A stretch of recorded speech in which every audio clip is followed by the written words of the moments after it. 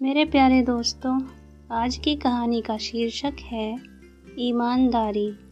एक धनी व्यापारी अपने मार्ग में जा रहा था कि एक ग्राम के निकट उसको रात हो गई।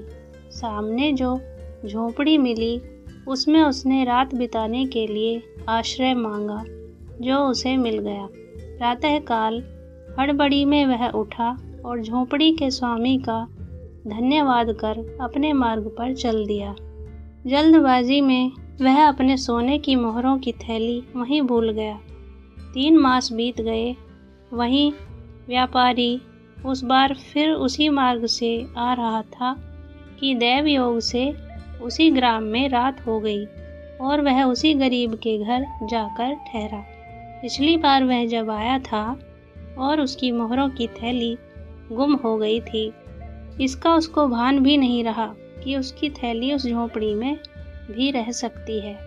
इसलिए वह वापस उस झोंपड़ी पर अपनी थैली लेने के लिए नहीं आया था। उस थैली के अभाव में ही उसने यह सोचकर संतोष कर लिया था कि कहीं मार्ग में गिर गई होगी। झोंपड़ी में आकर ठहरते ही झोंपड़ी का स्वामी उसको पहचान गया और स्वयं ही उसने कहा, सेठ जी, आपकी मोहरों की यह थैली यहीं रह गई थी। इसे अब आप संभाल लीजिए। आपका नाम पता न जानने के कारण मैं अब तक आपको थैली नहीं भेज सका था। आपकी यह धरोहर सुरक्षित रखी है। बूढ़े दरिद्र ग्रामीण की ईमानदारी पर व्यापारी मुग्ध हो गया। वह इतना कृतज्ञ हुआ कि उसके गुण गाते गाते थकता ही नहीं था। उसने उसको कुछ देना चाहा, किंतु ग्रामीण ने उसे स्वीकार नहीं किया। अंत में वह उसके पुत्र को जीवन में स्थिर करने के उद्देश्य से अपने साथ ले जाने में सफल हो गया।